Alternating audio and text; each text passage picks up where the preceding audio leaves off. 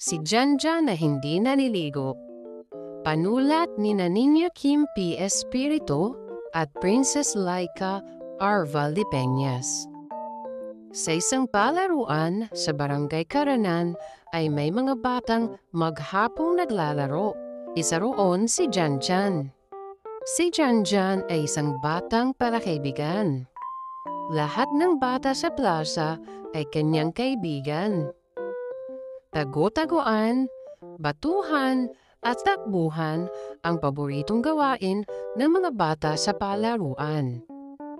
Dapit hapon na nang matapos sa paglalaro si Janjan kasama ang kanyang mga kaibigan. Nako, Janjan, ginabi ka na sa paglalaro at ang dungis-dungis mo pa. Humayo ka sa banyo at maglinis ng katawan. Utos ng kanyang mama Laila. Mamaya na po, Mama. Maghahapunan muna ako. Kinabukasan ay nagpatuloy si Janjan sa paglalaro sa plaza. Nakaligtanan niya ang bili ng kanyang mama Laila na maglinis ng katawan. 3 araw nang suot ni Janjan ang kanyang damit, subalit hindi pa rin niya ito pinapalitan. Ayaw niya ring maligo at magsipilyo ng ngipin. Dahil dito, nagsimula ng mga moy si Janjan. Ang baho! Saan kaya nanggaling ang masangsang namoy na yan? Tanong ng mga bata sa plaza. Tingnan ninyo at mukhang maraming mga insekto ang papalapit dito. Dahil sa mabahong amoy ni Janjan, ay nilapitan siya ng mga insekto gaya ng ipis, lamok, at langaw. Sa sobrang dami ng insekto, ay nagsitakbuhan ng mga bata papalayo kay Janjan.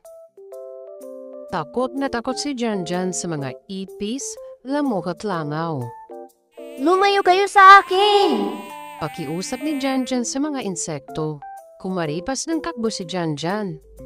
Hinabol siya ng mga insekto mula sa plaza hanggang sa kanilang bahay.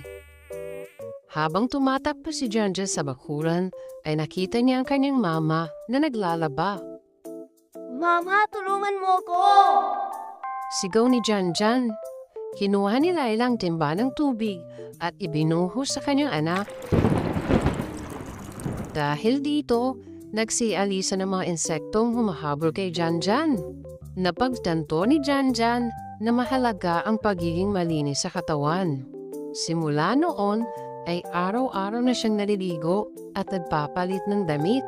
Palagi na rin siyang nagsisipilyo ng ngipin.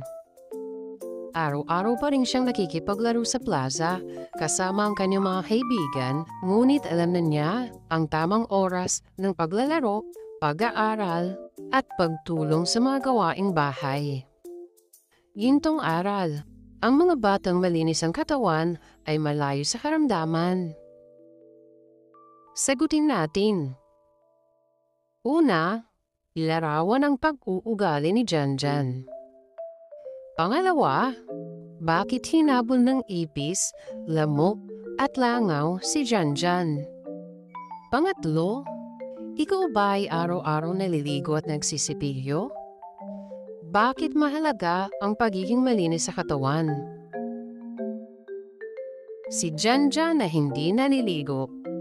Panulat ni Niña Kim P. Espiritu at Princess Laika R. Valdepeñas.